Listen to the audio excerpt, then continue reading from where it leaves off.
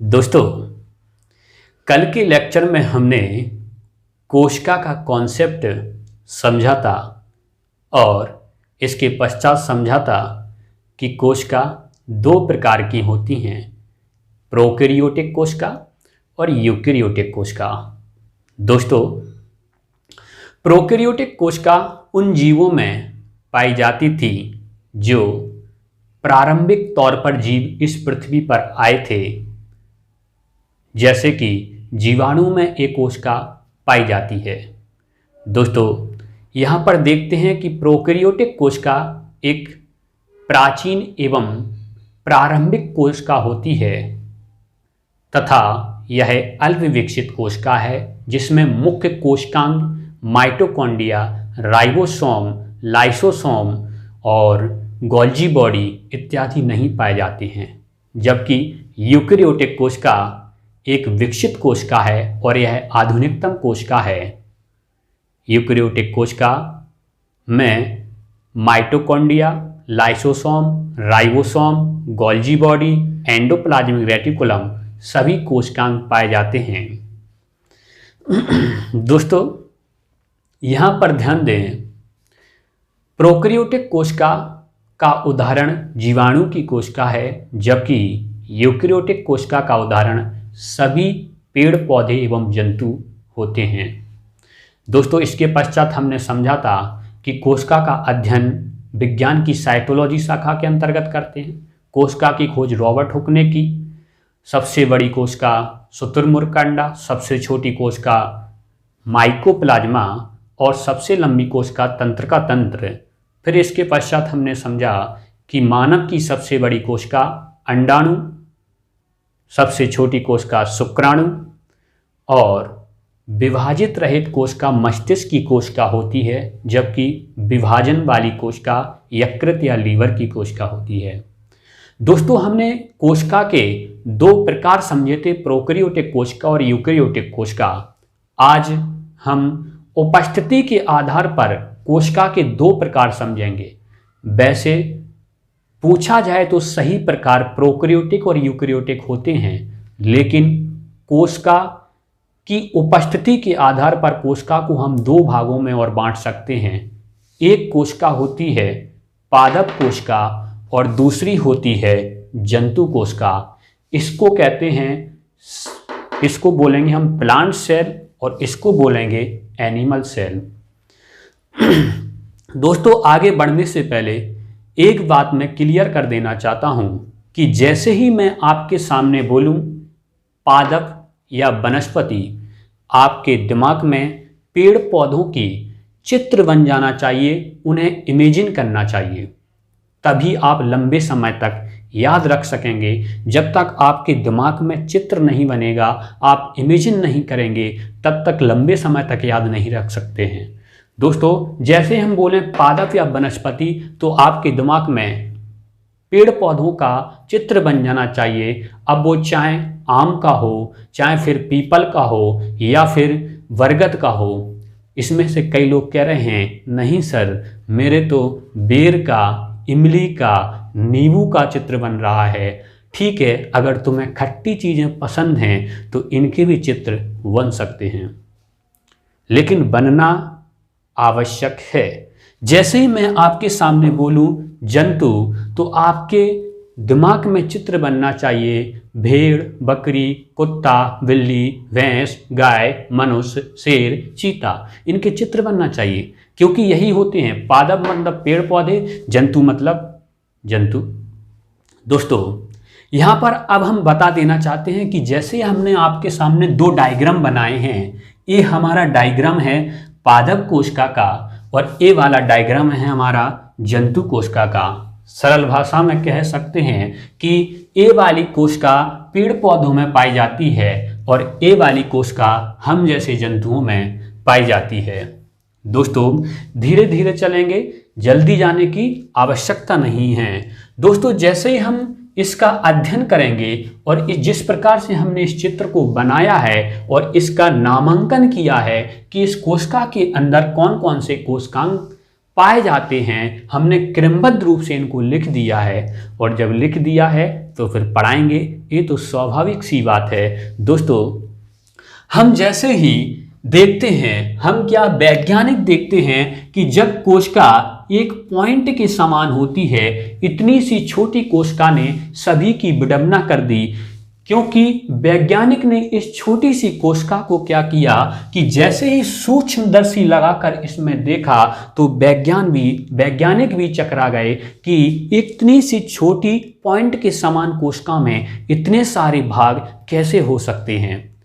अगर वैज्ञानिक इस कोशिका पर सूक्ष्मदर्शी ना लगाते तो हमारी पढ़ाई कम हो जाती। हमें यही पढ़ना होता कि हाँ, इतनी सी कोशिका होती है, उससे हमारा शरीर बनता है, सभी जीवों का शरीर इन कोशिकाओं से मिलकर बनता है। लेकिन वैज्ञानिकों ने यहाँ तक नहीं सोचा, उन्होंने आगे तक सोचा, और वैज्ञानिकों ने इस पर सूक्ष्मदर्शी लगाया तो कोशिका लगभग हमारी इस प्रकार की इतनी बड़ी कोशिका दिखाई दी, और इसमें जितने भी अंग थे वे स्पष्ट रूप से सूक्ष्मदर्शी की सहायता से दिखाई दे रहे थे। दोस्तों, यहां पर ध्यान दें, जैसे ही वैज्ञानिकों ने देखा इस छोटी सी कोशिका को जूम करके, तो देखा इतनी बड़ी कोशिका दिखाई दी और इसमें भिन्न भिन्न भाग इसमें दिखाई दे रहे थे। जैसे ही वैज्ञानिकों ने पता चलाया कि इसकी सबसे बाहरी परत को क्या कहते हैं, तो यहां पर पता चला कि सबसे बाहरी परत को कोशिका भित्ति बोलते हैं। दोस्तों, यहाँ पर पादप कोशिका की सबसे बाहरी परत है जो आपको दिख रही है, उसको कोशिका भित्ति बोलते हैं। इंग्लिश में बोलेंगे सेल वॉल। दोस्तों, जैसे ही वैज्ञानिक ने थोड़ा अंदर की ओर गए तो देखा कि इसके अंदर की ओर एक आंतरिक परत और पाई जाती है, जिसे वैज्ञानिक ने कोशिका झिल्ली सेल मेम्ब्रेन नाम दिया। दोस्तों, आगे बढ़ते हैं। जैसे ही वैज्ञानिकों ने देखा कि ये पदार्थ कौन सा भरा हुआ है, जो तरल पदार्थ था, और इसमें कुछ कोशिकांग थे जैसे गोल्जी बॉडी, माइटोकॉन्ड्रिया, लवक, रिक्तकाएं और एंडोप्लाज्मिक रेटिकुलम जैसे कोशिका के अंग थे, और कुछ लिक्विड भरा हुआ था। इन सभी पदार्थों को जब कोशिका के अंदर वैज्ञानिकों ने देखा तो वैज्ञानिकों ने इस समस्त पदार्थ को नाम दिया कोशिका द्रव्य, क्योंकि यह पूरा द्रव्य भरा हुआ है कोशिका के अंदर, इसलिए इसको नाम देंगे कोशिका द्रव्य। दोस्तों, यहां पर ध्यान दीजिए, और जैसे ही हम देखते हैं कि कोशिका द्रव्य के अंदर वैज्ञानिकों ने देखा, ये वाला अंग देखा, और यहाँ पर पता चला कि ये तो गोल्जी बॉडी है। वैज्ञानिकों ने इसका नाम गोल्जी बॉडी रख दिया, क्योंकि इस अंग की खोज, इस कोशिकांग की खोज कैमिलो गोल्गी नामक वैज्ञानिक ने की थी, इसलिए इसका नाम रखा गोल्जी बॉडी। और जैसे ही वैज्ञानिकों ने धीरे धीरे सभी अंगों को सूक्ष्मदर्शी की सहायता से देखते गए, और यहाँ पर जो केंद्रक से और इधर पर्दी से जुड़ा हुआ जो भाग था, इस प्रकार से ये भाग था, इसको वैज्ञानिकों ने नाम दिया एंडोप्लाज्मिक रेटिकुलम, या शॉर्टकट में कहेंगे इसको ER, एंडोप्लाज्मिक रेटिकुलम। दोस्तों, एंडोप्लाज्मिक रेटिकुलम भी दो प्रकार के होते हैं। एक खुरदुरी एंडोप्लाज्मिक रेटिकुलम होती है और एक चिकनी एंडोप्लाज्मिक रेटिकुलम होती है। हालांकि इसकी चर्चा हम इसके जस्ट बाद करेंगे। दोस्तों, यहाँ पर ध्यान दें कि जैसे ही वैज्ञानिकों ने देखा कि छोटे छोटे दानों के समान इसमें संरचनाएं पाई जा रही हैं, तो इनको वैज्ञानिकों ने, इन दानों के समान संरचनाओं को वैज्ञानिकों ने नाम दिया राइबोसोम, और राइबोसोम को ही प्रोटीन की फैक्ट्री कहते हैं। इसके जस्ट बाद ये सभी फैक्ट हम पढ़ेंगे और धीरे धीरे इन सब को कंप्लीट करेंगे। दोस्तों, और वैज्ञानिकों ने एक भाग जो बहुत महत्वपूर्ण भाग है उसको जाना, जिसका नाम था माइटोकॉन्ड्रिया।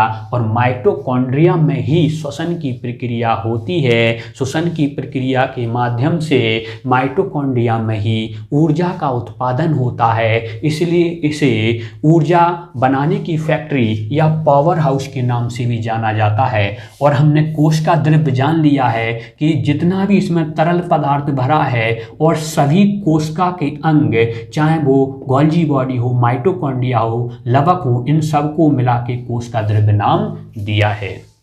इन सभी नामों को याद रखना है, चाहे वो कोशिका भित्ति हो, चाहे वह कोशिका झिल्ली हो, चाहे वह गोल्जी बॉडी हो, चाहे वह एंडोप्लाज्मिक रेटिकुलम हो, चाहे फिर वह राइबोसोम हो, या फिर माइटोकॉन्ड्रिया हो, या फिर कोशिका द्रव्य हो। क्योंकि इस लेक्चर के तुरंत बाद हम इन्हीं भागों को एक एक करके कंप्लीट करेंगे और एक एक कर विस्तार से पढ़ेंगे। दोस्तों, जैसे वैज्ञानिकों ने इस कोशिका के बीचों बीच देखा तो बीचों बीच बिल्कुल केंद्र में एक संरचना दिखाई दी, गोलाकार संरचना दिखाई दी, और जिससे वैज्ञानिकों ने केंद्रक नाम दिया, क्योंकि यह कोशिका के बिल्कुल बीचों बीच स्थित थी। और केंद्रक के अंदर आपको बता दें एक छोटी सी गोल संरचना और दिखाई दी, जिसे वैज्ञानिक ने केंद्र का नाम दिया। दोस्तों, यहाँ पर ध्यान दें, इसी केंद्रक के अंदर ही गुणसूत्र पाए जाते हैं। इस बात को याद रखना है, कोशिका के अंदर केंद्रक, केंद्रक के अंदर गुणसूत्र, और गुणसूत्र के अंदर महीन धागों के समान संरचनाएं पाई जाती हैं, जिसे डीएनए कहते हैं। और इसी में आरएनए पाए जाते हैं, और डीएनए के कुछ खंडों को ही जीन कहते हैं। और जीन ही आनुवांशिक लक्षणों के वाहक होते हैं। आपके माता पिता से आप में जो लक्षण आए हैं वो जीन ही होते हैं। हालांकि इसकी चर्चा हम आगे करेंगे दोस्तों। और एक भाग और पाया जाता है पादप कोशिका में, वह है रसधानी, जिसे रसधानी के नाम से जाना जाता है। इसको भी कंप्लीट करेंगे। इसको रिक्तका के नाम से भी जाना जाता है। और पादप कोशिका में एक भाग और पाया जाता है जिसे कहते हैं लवक। आपने हरित लवक सुना होगा। इसी प्रकार से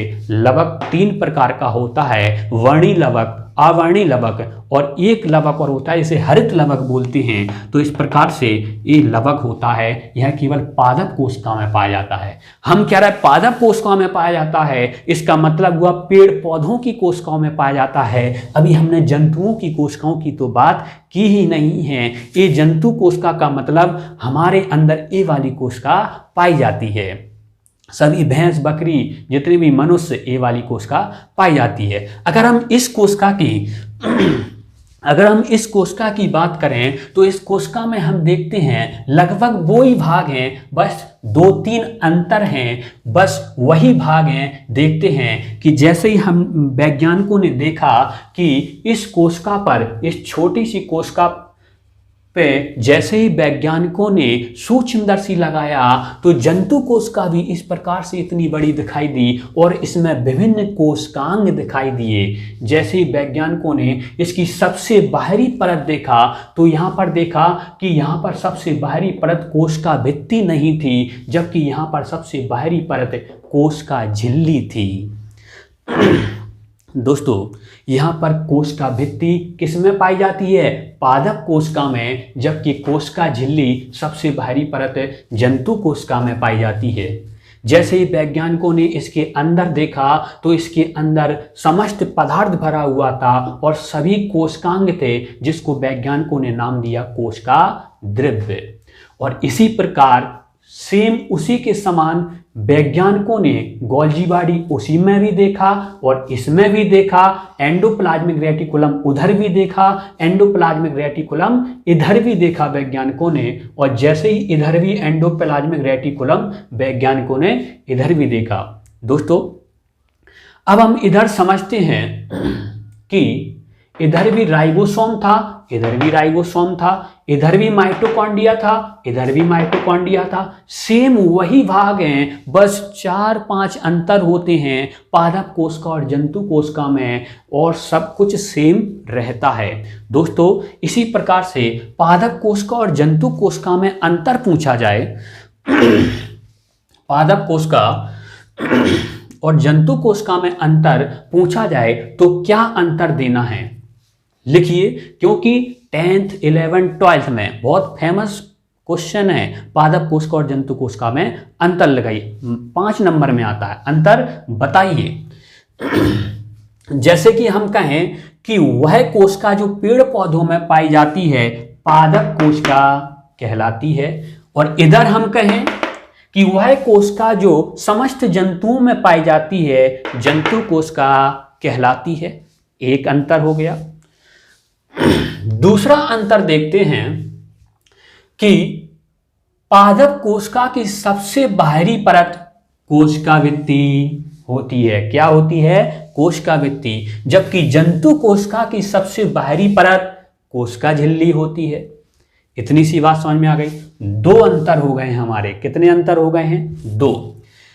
तीसरा अंतर देखते हैं कि पादप कोशिका में रसधानी या रिक्तकाएं पाई जाती हैं, जबकि जंतु कोशिका में रसधानी या रिक्तकाएं नहीं पाई जाती हैं। यहाँ पर रसधानी या रिक्तकाएं नहीं पाई जाती हैं, यहाँ पर रसधानी या रिक्तकाएं पाई जाती हैं। ये क्या होती हैं, इसके जस्ट बाद समझेंगे। दोस्तों, अब हमारे 3 अंतर हो गए हैं।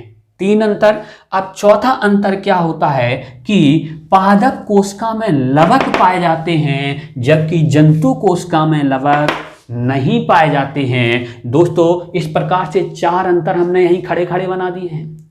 एक अंतर और बनाना है। 5 नंबर का क्वेश्चन आता है, चाहे 10th में हो, 11th में हो, 12th में हो। बहुत फेमस क्वेश्चन है ये। दोस्तों, इस प्रकार से हमें 5वां अंतर ये बनता है कि जंतु कोशिका में सेंट्रोसोम नामक कोशिका में पाया जाता है। ये सेंट्रोसोम है, एक जंतु कोशिका में पाया जाता है, जबकि पादप कोशिका में सेंट्रोसोम नहीं पाया जाता है। इस बात को गांठ बांध के रख लेना है दोस्तों। और इस प्रकार से हमने जंतु कोशिका और पादप कोशिका में अंतर भी कर लिए हैं। दोस्तों, अब हम समझते हैं कि पादप कोशिका और जंतु कोशिका में क्या अंतर होता है। इधर हमारा पादप कोशिका है, इधर हमारा जंतु कोशिका है, इधर हमारा प्लांट सेल है, इधर एनिमल सेल है। दोस्तों, पादप कोशिका जैसा कि हमने बताया था, पादप कोशिका पेड़ पौधों में पाई जाती है, जबकि जंतु कोशिका समस्त जंतुओं में पाई जाती है। दोस्तों, नेक्स्ट पॉइंट देखते हैं कि पादप कोशिका की सबसे बाहरी परत, सबसे बाहरी आवरण कोशिकावृत्ति या सेल वॉल होती है। दोस्तों, जबकि जंतु कोशिका की सबसे बाहरी परत या सबसे बाहरी आवरण कोशिका झिल्ली होती है। दोस्तों, पादप कोशिका में लवक पाए जाते हैं, जबकि जंतु कोशिका में लवक नहीं पाए जाते हैं। दोस्तों, पादप कोशिका में लाइसोसोम नहीं पाया जाता है, जबकि जंतु कोशिका में लाइसोसोम पाया जाता है। और पादप कोशिका में दोस्तों रसधानी पाई जाती हैं, या फिर इसको रिक्तका भी बोलते हैं। दोस्तों, जंतु कोशिका में रसधानी या रिक्तकाएं नहीं पाई जाती हैं। दोस्तों, यहाँ पर देखते हैं कि पादप कोशिका में सेंट्रोसोम नहीं पाया जाता है, जबकि जंतु कोशिका में सेंट्रोसोम पाया जाता है। ये सभी अंगों के आधार पर इनमें अंतर हैं। अब इन सभी अंगों को अभी इनका नाम सुनकर घबराना नहीं है, इनको सभी को हम पढ़ेंगे क्रमबद्ध रूप से इसी लेक्चर के बाद। यहाँ तक बहुत बहुत धन्यवाद, बहुत बहुत शुक्रिया।